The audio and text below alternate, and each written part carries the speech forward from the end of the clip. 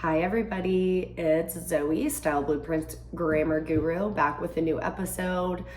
Y'all, this is an important one and I cannot tell you how many DMs, screenshots, text messages I get weekly about this mistake. It's rampant and it seems to be getting worse. I can't stop talking about this one. I've already talked about it in a previous episode briefly, but we're gonna focus on this today, and it is how you pluralize a last name. And guess what? It is not with an apostrophe, ever. End of story. Ever, ever, ever. If you want to make a last name plural, you're just going to add an S or an ES. That is it. Those are your only two options. You are never, ever going to use an apostrophe to make a name plural. So because wedding season has been in full force, almost doubly so, I've seen this on neon signs, koozies, Instagram captions congratulating the newlyweds. It's everywhere. Some people get it right. A lot of people get it wrong. So let's dive into this. Typically, you will just add an S to the name, okay? Marty and Karen Yarborough, the Yarboroughs. Sarah and Julia Kimball, the Kimballs.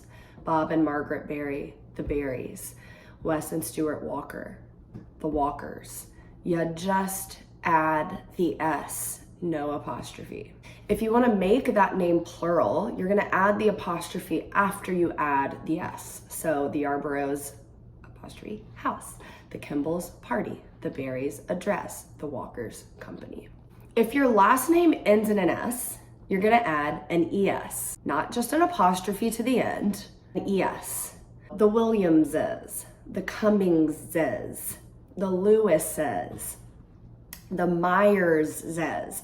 Y'all, I know it's weird to see all those letters together and you think, oh, we've got the S already at the end, let's just leave it. You have to have the ES. It's still singular if it's just your name. So make it plural, you have to add an ES after the S. To make that plural a possessive, you will then add the apostrophe after the S. So the Williamses apostrophe house, the Cummingses apostrophe party, the Lewis's address, the Myers' company. If the last name ends in a Z, a CH, or an SH, you will also add the ES. The Branch family would be the Branches. The Hernandez family would be the Hernandezes. The Bush family would be the Bushes. There are a couple of weird cases that I'll go through, and that's literally it. We're almost done. If your name ends in an X and you can hear it, a hard X, you will add an ES. So Adcoxes, ES, and Felix, ES. Or if you're saying there are two Alexes in the family, you would say XES. If you cannot hear the X at the end of the name, like Bordeaux or any French word that ends with an X that you can't hear it, it's just an S at the end. If the name ends in a hard CH, like Bach, it will be just an S at the end. So to wrap it up, an apostrophe just does not need to be in the name.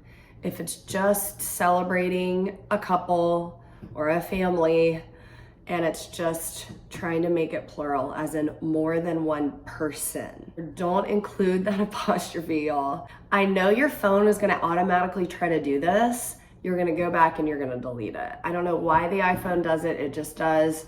Take it out and either add an S or an ES. If you don't know how to pluralize your name, just ask me, send me an email or a DM. To show possession of the name, you just pluralize it and then you add the apostrophe after you have pluralized the name. It is crazy, it looks weird sometimes if you've got a bunch of S's in there. I get it, but this is how it has to be done. You all are amazing. Thank you so much for all the incredible feedback that you send me. If you have an episode that you want me to do or a rule you would like me to cover, please shoot me an email, zoe@styleblueprint.com. See you all next month.